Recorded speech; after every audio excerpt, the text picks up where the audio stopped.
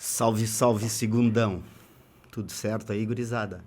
Pessoal, vou dar uma retomada em alguns tópicos aí, né? Dadas as muitas dificuldades que a gente está tendo por conta dos feriados, tudo, para não deixar vocês na mão e para a gente conseguir fazer uma prova legal aí. Tá legal?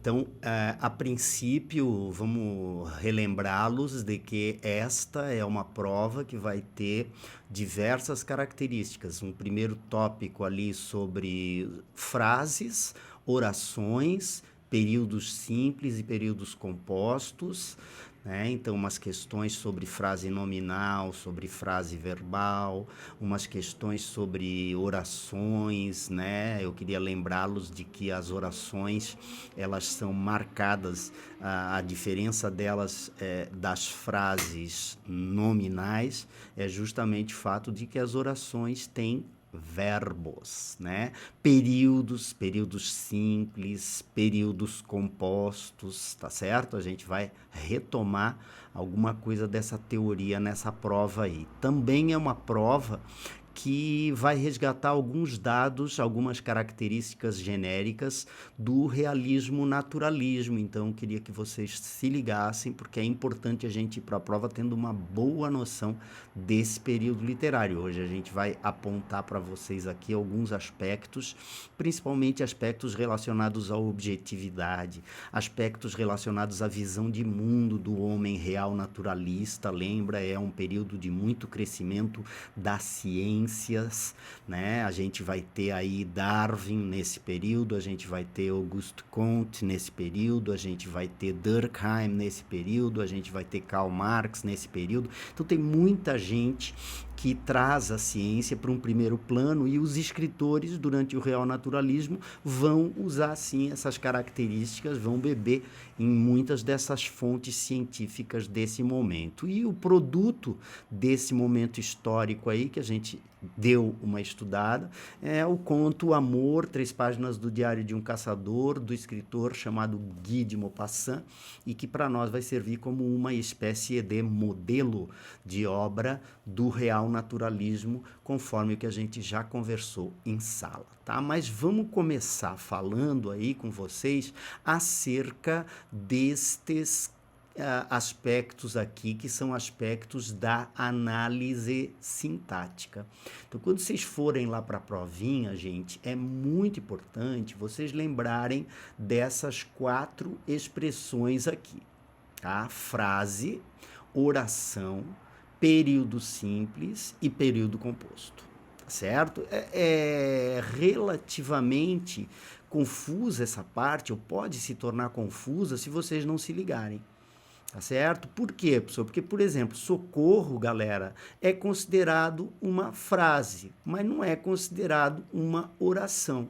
Mas por quê? Né? Porque socorro, do jeito como está grafado, como está escrito aqui, ó, passa uma mensagem completa de pedido de socorro, é alguém pedindo socorro, mas é uma frase, porque tem um sentido, consegue expressar um sentido completo. É uma frase que não tem verbo, a gente chama de frase nominal. A mesma coisa vai acontecer com uma expressão como essa, que frio, uma expressão como essa, nova alta do dólar, tá certo? O que eu queria que vocês se ligassem é que tem frase nominal e tem frase verbal, e essa daqui é uma frase na qual o verbo aumentar aparece aí conjugado no pretérito perfeito, né? Aumentou, a gente está diante de uma frase que tem um verbo, que é um exemplo de frase verbal. Ah, professor, mas o dólar aumentou aqui, também está na coluna de oração. Claro que está na coluna de oração, porque o dólar aumentou também tem de ser considerado uma oração, dada a existência de um verbo. Então, orações só existem a partir ou de verbos ou de locuções verbais, ok? Já frases nominais, lembra bem, frases nominais não têm verbo. né? E aqui a gente tem uma frase bem longa. Eu queria que vocês se ligassem, galera. Isso aqui é uma frase. Se eu puser 150 verbos ali numa frase, né? Começar uma frase e pontuar depois de ter usado 150 verbos e pontuar, do início, a letra maiúscula, até o final, no ponto, eu estou diante de uma frase também.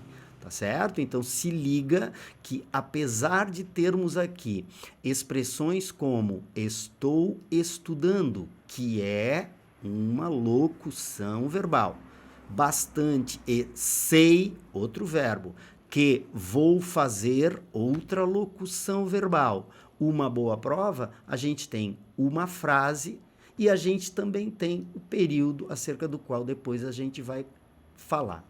Tá?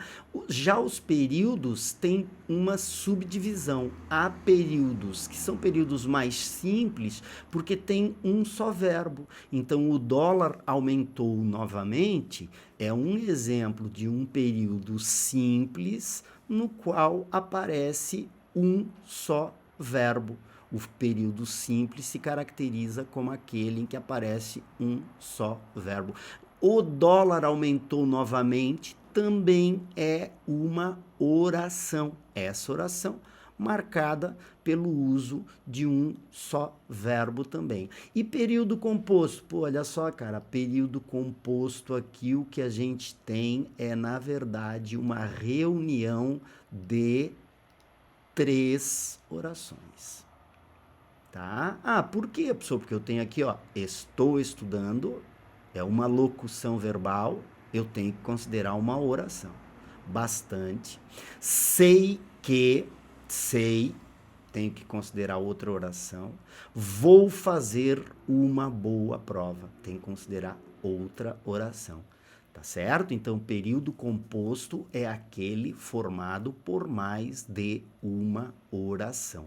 Quando eu for fazer essa seleção lá na hora de analisar as frases, períodos, orações colocadas lá na provinha, queria que vocês prestassem muita atenção. Aqui, por exemplo, ó, a gente tem Júlia trabalha e estuda. Tá certo? O que eu tenho aqui? Eu tenho um período que ele é composto por mais de uma oração. Trabalha, forma uma oração e estuda, forma outra oração. Ah, por quê, professor? Porque são 2 verbos. Né? Aqui, ó, nós fomos ao shopping, compramos os livros, jantamos e voltamos para casa. Quantos verbos a gente tem aqui? 4 verbos, tá? 4 verbos, não tem nenhuma locução, é só verbo mesmo. 4 verbos, senhor, 4 verbos são 4 orações.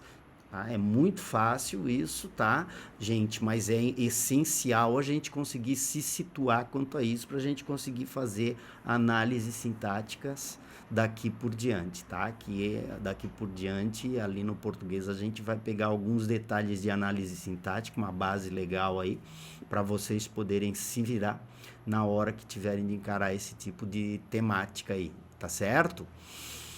Além desse aspecto gramatical, eu queria que vocês se lembrassem também dos pontos que a gente falou diversas vezes das relações entre o realismo e o romantismo. Na verdade, o romantismo é de mais ou menos 1830 no Brasil e o realismo ele é de 1880.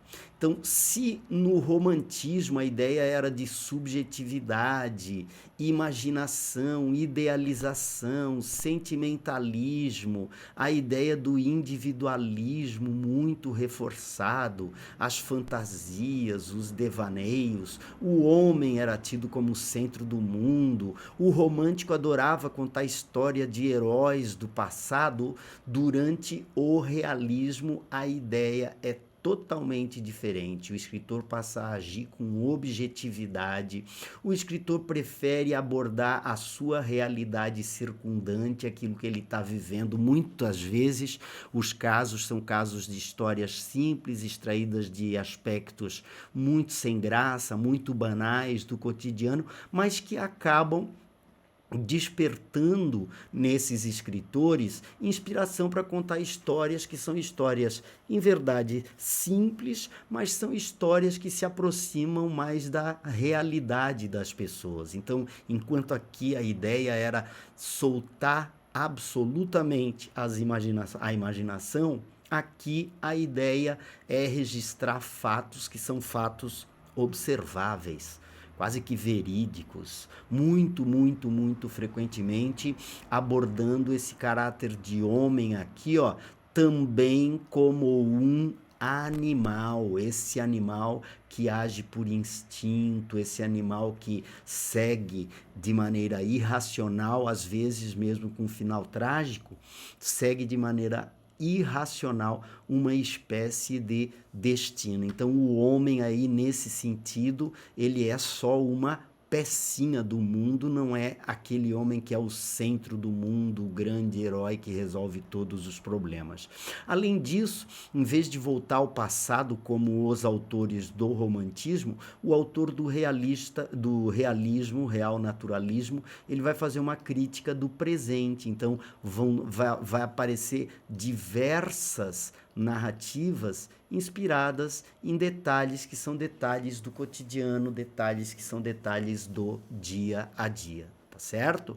Então é muito importante a gente ter essa referência para aplicar características dessa referência ao conto Amor, 3 páginas do Diário de um Caçador, que é um grande clássico da literatura universal, né? E é importante, eu já queria que vocês se ligassem, saber o enredo todo do conto, gente, porque na verdade no texto, assim, na prova, eu vou considerar que todo mundo leu o conto completo. Tá certo? Então lá vai ter questão lá do meio do conto, vai ter perguntas sobre personagens do conto, vai ter perguntas sobre desfecho do conto. Quem não leu vai ter mais dificuldade de resolver, tá certo? A ideia primeira que eu queria que vocês se ligassem é que a gente pode pensar que essa é uma história de amor romântico e tal, mas não é uma história de amor romântico. Por quê, professor? Porque, na verdade, há uma comparação entre o amor das bestas irracionais, das aves e outros animais, com o mesmo instinto que move o ser humano. Queria lembrar que a ideia do conto nasce de uma notícia de jornal. Ele vê um crime, ele lê um crime passional ali no jornal e, a partir disso, ele se recorda de um detalhe e vai narrar pra gente aquela história que aconteceu com ele na caçada, tá certo? Mas é muito importante vocês perceberem que aqui não se trata de um amor romântico, mas sim de um instinto básico, um instinto primitivo, um instinto primal, que tanto povoa o ser humano quanto povoa todos os outros animais da criação. Tá? E isso também temperado com uma objetividade, uma descritividade. Lembra sempre, né? Os caras do real naturalismo, eles são caras que primam pelas descrições minuciosas, descrições detalhadas, descrições muito longas, tá certo? Por quê, professor? Porque a ideia é retratar objetivamente o espaço onde está acontecendo a narrativa, o estado de espírito das personagens e assim por diante. A valorização do presente tem a ver com aquela ideia de cotidiano que eu disse para vocês ali. Um cotidiano para o autor realista, ele é matéria de pesquisa, ele é matéria de inspiração, ele é matéria de, né, a visão objetiva sobre a realidade cobra desse escritor que, em vez de se voltar para o passado, ele veja no seu presente as características que ele pode explorar em longas narrativas, em quadros e assim por diante. Então, por isso que nesse tipo de narrativa aparece muito mais aspectos que são aspectos bem comuns da existência das pessoas, fatos do cotidiano. Os personagens não são aqueles personagens idealizados, os super-heróis, nada disso.